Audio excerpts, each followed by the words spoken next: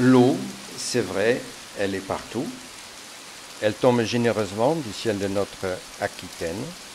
A la bonne idée de se stocker dans la terre, dans les nappes phréatiques, parfois en surface, parfois à plusieurs centaines de mètres de profondeur. On en a besoin et on s'en sert à chaque instant, mais elle semble ne jamais devoir manquer. Ruisselant sur les sols, elle court vers l'océan. Et certains diront, elle va se perdre. L'eau est tellement partout qu'on l'oublie et bien souvent la néglige. L'eau se perd-elle? Est-elle inépuisable? À quoi rime sa course incessante? Prenons-la depuis le nuage qui arrose nos coteaux du pays foyen et suivons son parcours sinueux jusqu'à la rivière. Où se faufile-t-elle? Comment creuse-t-elle son lit avec les rochers et la terre? Comment abreuve-t-elle plantes et bêtes? Comment poissons et crustacés s'y développent?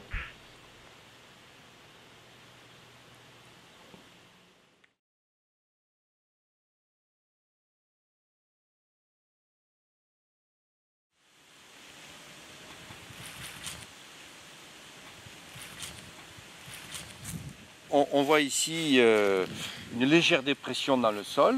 Il y avait une petite mare. Or, on est quasiment au sommet du coteau. Ça montre que même en sommet de coteau, on a des résurgences. Et si on se tourne un petit peu vers notre gauche, on voit qu'ici, à quelques mètres, on aperçoit des saules. Or, les saules, ils poussent les pieds dans l'eau.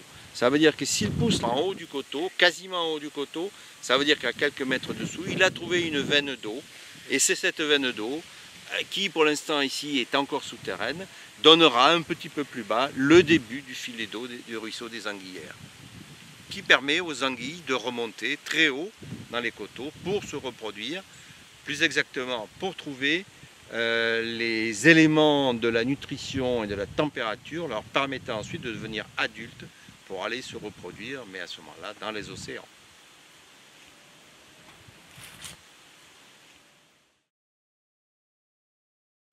On est ici au lieu-dit Les Bournais et donc on retrouve des résurgences d'eau sur lesquelles sont placés ici un lavoir avec un aménagement évidemment qui ne permet absolument pas cortège faunistique et floristique, c'est-à-dire qu'on a quelques lentilles d'eau sur le plan d'eau, des algues qui se développent tellement qu'elles finissent par empêcher la lumière de passer. Et puis on n'a plus d'arbres, plus d'arbustes pour cause, puisque soit c'est goudronné, soit il y a une bâche recouverte de copeaux de bois. Donc on a ici l'exemple d'un aménagement qui n'est pas du tout réussi.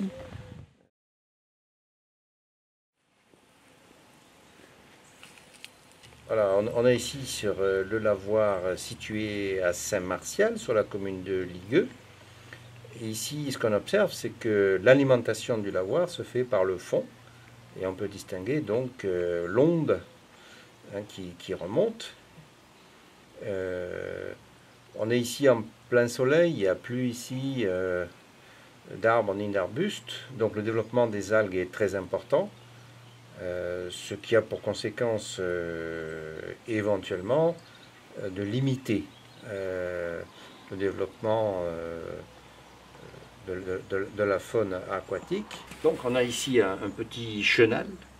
Et quand on soulève, parfois, voilà, ici, il y a ici un petit crustacé, hop, qui s'en va, qui va se cacher là-dessous.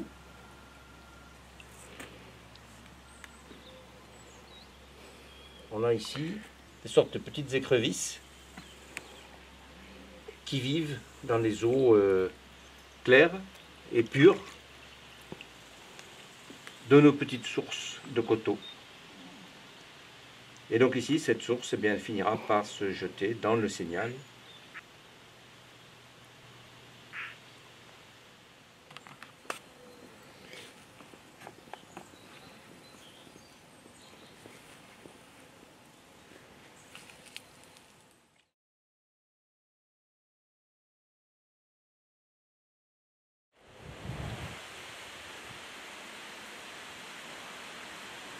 un des intérêts majeurs, un deuxième intérêt majeur des systèmes racinaires qu'on observe très précisément et qui courent sur des mètres de longueur et puis de profondeur, même lorsqu'ils sont mis à nu comme on peut le voir ici.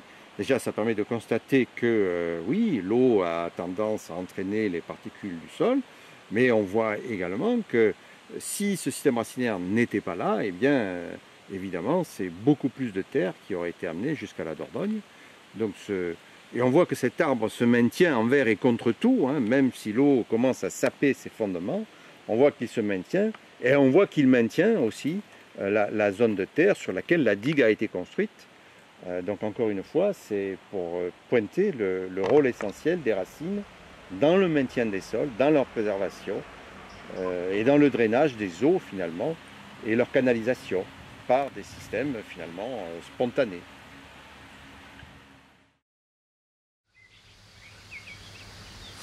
Donc ici, c'est les anguières qui arrivent ici et le voilà à nouveau, il repart par là. Mais entre les deux, il fait une grande boucle, autrement dit un méandre. Et nous sommes ici au milieu du méandre. Ce qui est intéressant, c'est que ce méandre permet la réserve de petits plans d'eau tout au long du méandre et donc permet de maintenir tout au long de l'été suffisamment d'humidité pour garantir le milieu de vie de tout le système aquatique. Une logique humaine, ou certaines logiques humaines voudraient que, on coupe le méandre et à ce moment-là, on permet aux eaux de filer directement jusqu'à la Dordogne. Évidemment, ce n'est pas compatible avec le maintien des poissons, des crustacés, des batraciens et de tout le reste.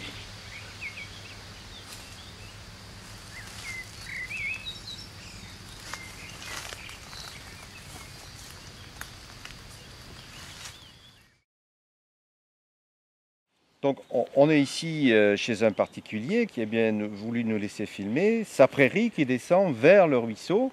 Et ce qui est intéressant, c'est d'observer qu'en parallèle au ruisseau lui-même, mais suffisamment en retrait, une bonne dizaine de mètres, il a planté une ligne de peuplier, qui plus est une variété locale.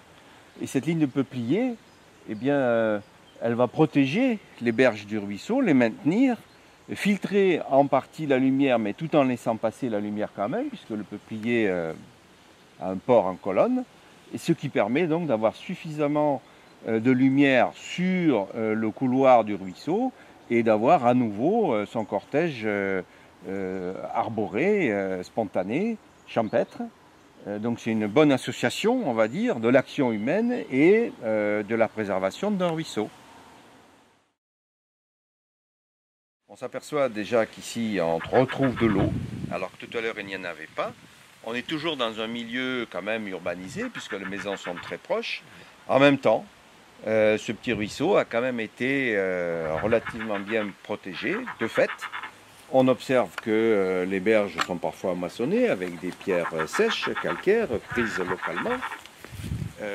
On s'aperçoit que ces pierres vont pouvoir recevoir à leur tour des mousses, des fougères, avec des racines évidemment qui seront autant de lieux de vie pour des tout petits organismes, jusqu'aux plus gros bien sûr.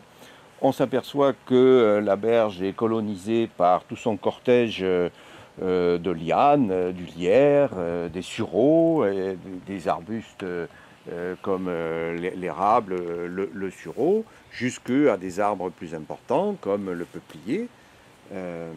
Ce lierre, pour ne parler que de lui, offre une ressource très importante à des moments de disette pour un certain nombre d'insectes, puisqu'il fleurit en décalé par rapport aux fleurs printanières.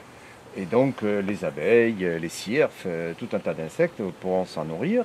Le système de lianes va pouvoir recevoir des larves d'insectes dont les oiseaux se nourriront. Ces larves d'insectes hiverneront et redonneront les insectes adultes par la suite. Donc le lierre, encore une fois, il ne faut pas le couper, il faut le laisser coloniser. Il ne tue pas les arbres, il grimpe sur l'arbre et ils vivent ensemble. Donc voici ici une berge aménagée néanmoins par la main de l'homme, mais avec des rochers empilés les uns sur les autres. et qui réservent des infractuosités importantes et qui permettent donc l'accrochage d'une flore qui va pouvoir se développer, persister et là aussi recevoir tout un cortège vivant.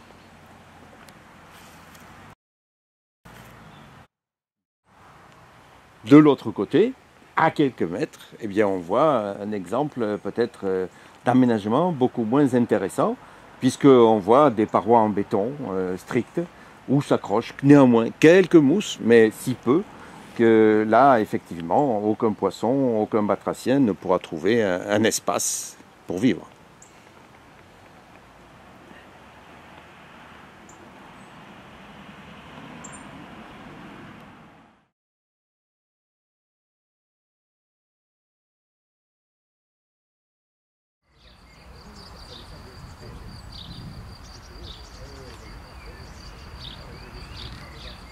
Vous trouvez des anguilles là? Vous pêchez les anguilles? Non, il n'y en a pas? À l'époque, oui, il y a longtemps. Il y a longtemps? Il y a longtemps, mais maintenant il n'y a plus rien. Il n'y en a plus? Non, puis c'est plus. C'est-à-dire c'était plus potable que maintenant. C'est vrai que. Maintenant, puis bon. Et en plein été, c'est trop. Il y a des fois il est à sec en plein été. Alors qu'avant, oui, on ne le voyait pas avant. Oui, mais ça n'empêche pas les anguilles. Oui, ça n'empêche pas. À moins que plus haut, il y en a peut-être, je sais pas. Moi, je n'ai pas vu. Oui, oui. Vous n'avez pas vu, vous? Non. D'accord. Personne ne vient pêcher. Mais à l'époque, on les ramassait dans l'angle là-bas. Dans l'angle, ouais. on mettait les nasses et puis on pouvait les récupérer. Ça a bougé parce qu'ici, quand il y a eu la communauté commune, ils ont fait un genre de bassin de rétention. Donc ils ont tout modifié ici, ils ont fait une retenue ici pour éviter les inondations pour tout. Et c'est vrai quand les anguillières ça descend d'en haut, des fois à l'époque ça descendait, il fallait voir ça débordait dessus. Là ils suivaient le long là. Ils suivaient le long où il y a le poteau électrique et il allait tourner à l'acacia là-bas. L'acacia que vous voyez dans l'angle là. Il tournait et puis il repartait par là-bas. Le poteau qui est au milieu d'ailleurs, il est surélevé parce qu'ils ont creusé le tout. Oui, d'accord. Justement pour les économies comme ça descend trop. Ouais. Et c'est vrai que depuis, l'eau, on la voit pas monter, ça s'écoule mieux, ça c'est vrai.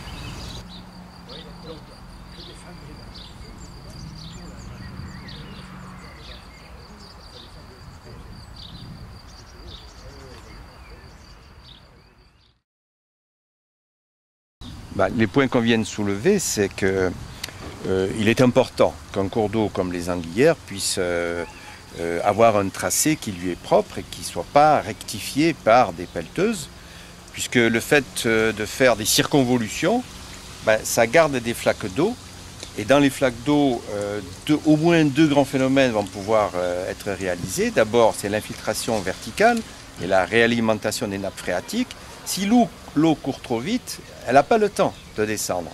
Ensuite, ça fait des flaques d'eau qui vont pouvoir persister longtemps dans le temps, y compris en été, et qui permettent à toute la vie aquatique de se conserver et de redémarrer après à l'automne et au printemps suivant.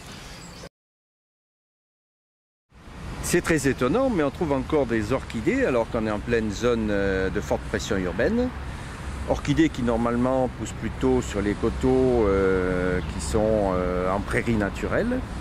Et ça montre bien que la nature, elle est diverse et peut se maintenir dès lors qu'on lui laisse des espaces. Malheureusement, l'espace de cette orchidée me paraît très compromis.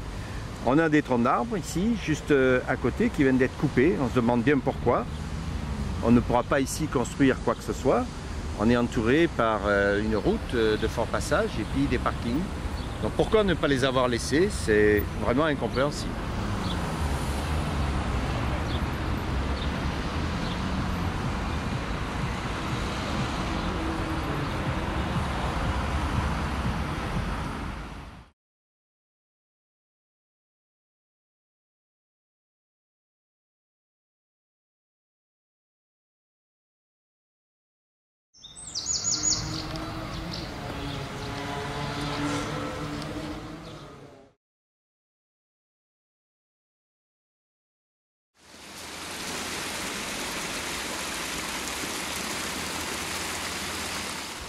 Bien, les Anguillières, ça s'arrête ici.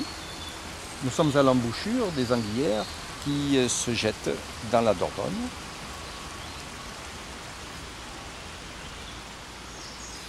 L'eau, les berges, la nature qui en découle sont protégées par la loi. protégeons-les nous-mêmes, chaque jour, à chaque endroit, à chaque instant.